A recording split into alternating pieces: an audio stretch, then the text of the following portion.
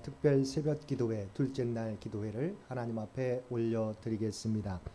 전능하사 천지를 만드신 하나님 아버지를 내가 믿사오며 그 외아들 우리 주 예수 그리스도를 믿사오니 이는 성령으로 잉태하사 동정녀 마리아에게 나시고 본디오 빌라도에게 고난을 받으사 십자가에 못 박혀 죽으시고 장사한 지 사흘 만에 죽은 자 가운데서 다시 살아나시며 하늘에 오르사 전능하신 하나님 우편에 앉아 계시다가 저리로서 산자와 죽은 자를 심판하러 오시리라.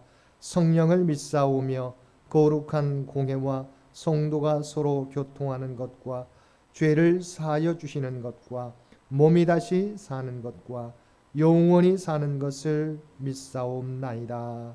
아멘. 우리 찬송 278장 통합찬송가 336장입니다. 278장 통합찬송가 336장입니다.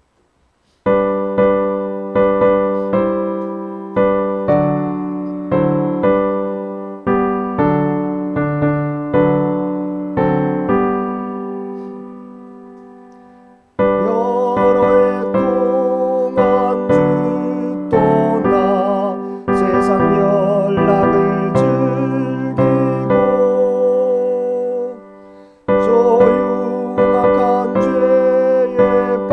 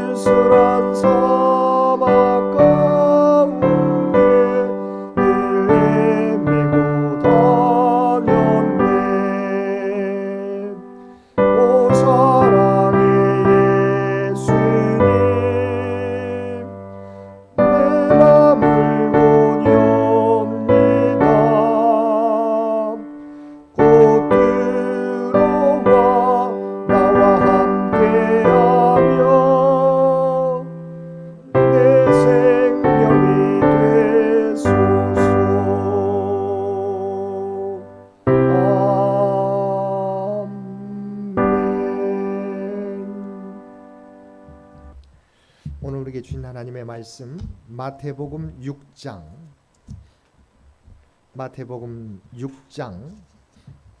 12절로 15절까지 말씀입니다. 마태복음 6장 12절로 15절까지 말씀입니다.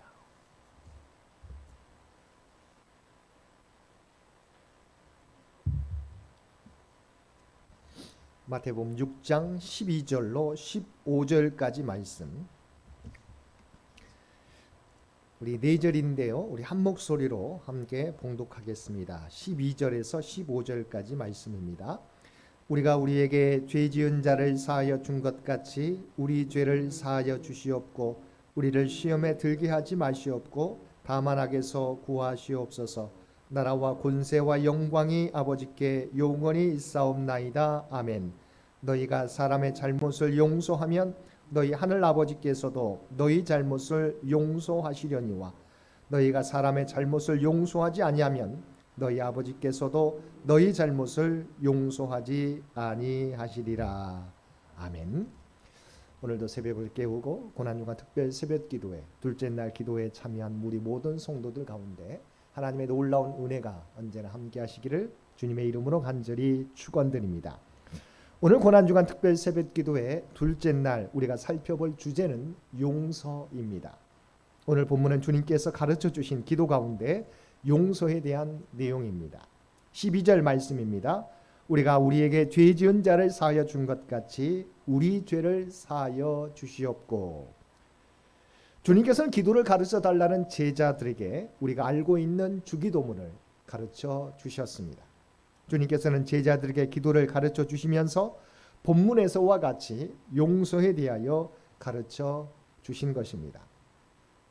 그런데 이 말씀은 얼핏 듣기에 우리에게 조금 오해가 될 수 있는 말씀입니다. 왜냐하면 주님의 용서가 조건부적인 용서처럼 들리기 때문입니다. 다시 말하면 하나님, 우리가 다른 사람의 죄를 용서했으니 하나님께서도 우리의 죄를 용서해 주십시오라는 말처럼 들리기 때문입니다. 그러나 우리는 이미 십자가의 보혈로 죄 사함을 받았습니다.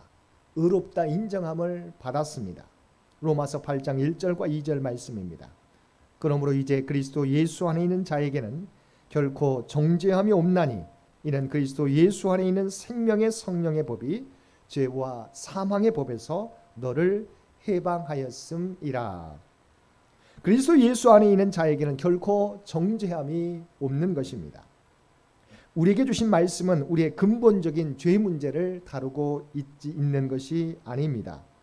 우리의 생활 속에서 날마다 일어날 수 있는 일상의 죄의 문제를 다루고 있는 것입니다. 그래서 주님께서는 요한복음 13장에서 제자들의 발을 씻기시며 베드로와 하신 말씀 가운데 중요한 부분을 우리에게 말씀해 주셨습니다. 주님께서 제자들의 발을 씻기실 때 베드로의 차례가 되자 베드로는 6절에서 주여 주께서 내 발을 씻으시나이까라고 놀라며 말하였습니다. 이에 예수께서 내가 너를 씻어주지 아니하면 내가 나와 상관이 없느니라고 말씀해 주셨습니다. 주님께서는 우리의 죄 문제를 해결하기 위해서 이 땅에 오셨는데 만약 우리의 죄를 씻지 못하면 우리와는 아무런 상관이 없는 것입니다. 주님의 말씀을 깨달은 베드로가 주여 내 발뿐 아니라 손과 머리도 씻어 주옵소서라고 요구했습니다. 이때 예수님께서는 이미 목욕한 자는 발밖에 씻을 필요가 없느니라 말씀해 주셨습니다. 이미 예수님을 믿음으로 말미암아 하나님으로부터 의롭다함을 얻은 사람은 다시 의롭다함을 받을 필요가 없는 것입니다. 그러나 죄 사함을 받은 그리스도인이라 할지라도 죄에 노출되어 죄 가운데 있을 수 있기에 우리의 죄를 고백함으로 용서함을 받아야 한다는 것입니다. 그런데 이러한 우리의 일상의 죄에 대하여 시인하고 고백하면 용서해 주시지만 만약 우리가 다른 사람의 죄를 용서하지 않으면 우리가 아무리 용서를 구해도 용서함을 받지 못한다는 것입니다. 그래서 베드로가 마태복음 18장 21절 이하의 말씀에서 주여 형제가 내게 죄를 범하면 몇 번이나 용서하여 주리이까 7번까지 하오리까라고 주님께 물었습니다. 그러자 주님께서는 7번씩 70번까지라도 용서하라고 말씀해 주셨습니다. 근데요 여러분, 베드로가 말했던 7번까지 용서하면 되겠습니까? 라고 했던 그 말씀을 여러분 생각해 보시기 바랍니다. 우리가 다른 사람의 죄를 지었습니다. 7번까지 용서한다는 것, 이것은 작은 용서가 아닙니다.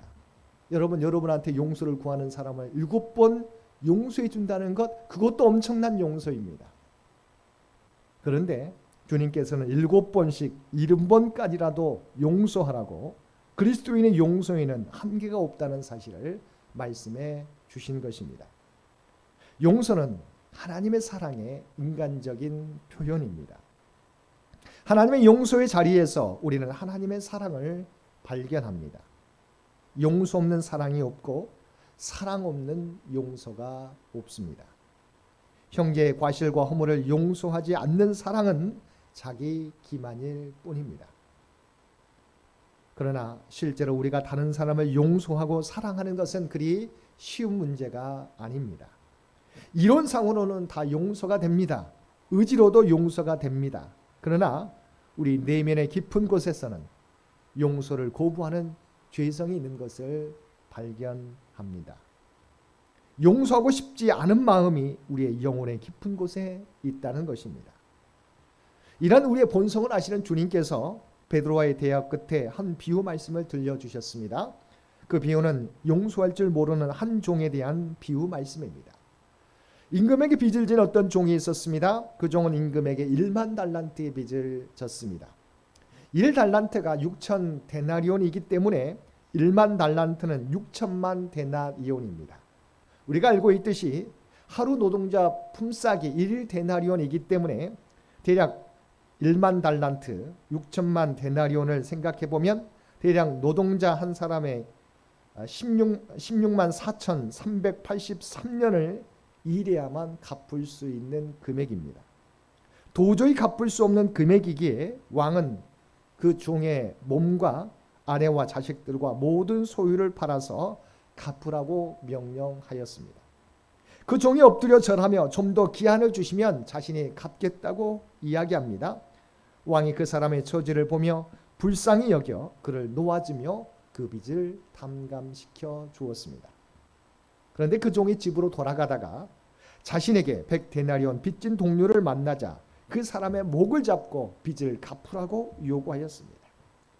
그 동료가 엎드려서 조금만 참아달라고, 조금만 참아주면 갚겠다고 이야기합니다. 그러나 그 종은 동료의 요구를 들어주지 않고 빚을 갚도록 옥에 가두었습니다.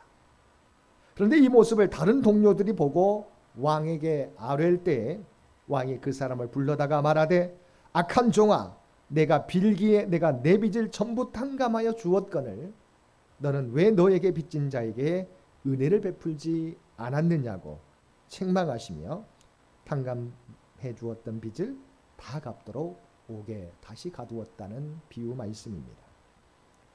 이 비유를 말씀하신 후에 주님께서는 18장 35절 말씀에서 너희가 각각 마음으로부터 형제를 용서하지 아니하면 나의 하늘 아버지께서도 너희에게 이와 같이 하시리라고 말씀해 주셨습니다.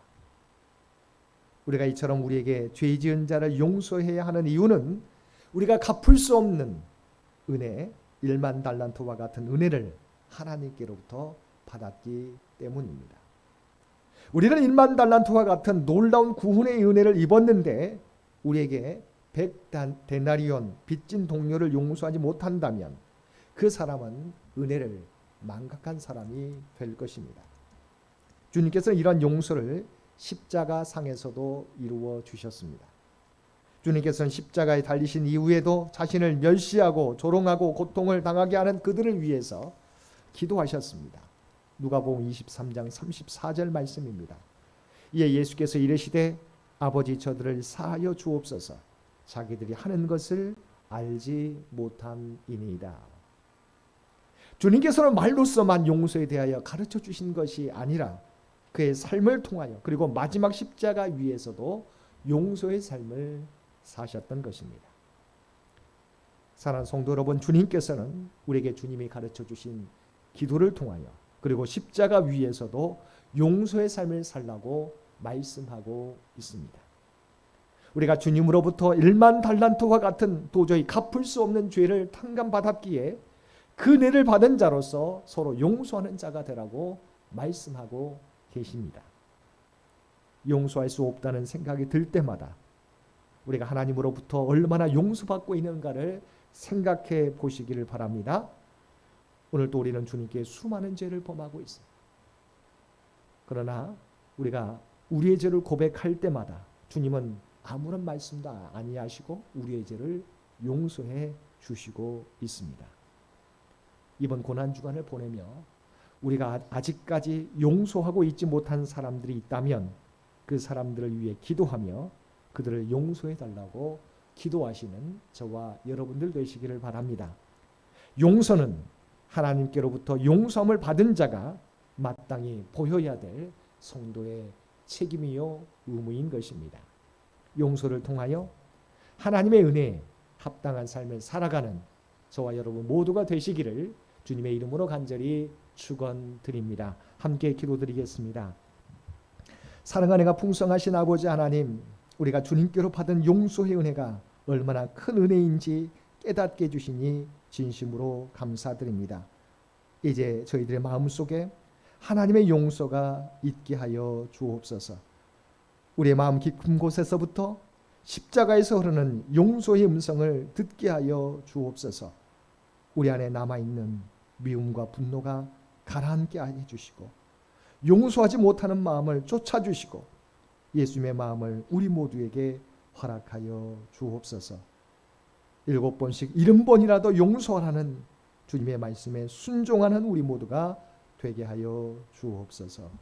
이제는 우리 주 예수 그리스도의 은혜와 아버지 하나님의 극진하신 사랑하심과 성령님의 세상 끝날까지 우리와 함께 하시며 동행하시며 인도하시는 놀라운 교통의 역사가 오늘 주신 말씀을 따라 이제 우리도 주님처럼 용서하는 삶을 살겠노라고 결단하며 세상 가운데 나아가는 사랑 주의 백성들과 그의 가정과 산업의 터전 위에 이제로부터 영원토록 함께 해주시기를 우리 주 예수님의 이름으로 간절히 축원하옵나이다. 아멘. 여러분 기도하실 때 오늘 주신 말씀을 위해서 이 나라 이 민족을 위해서 창현재단을 위해서 장인의 가족들을 위해서 기도해 주시고 각자의 기도 제목 가지고 하나님 앞에 더욱더 가까이 나아가시기를 바랍니다.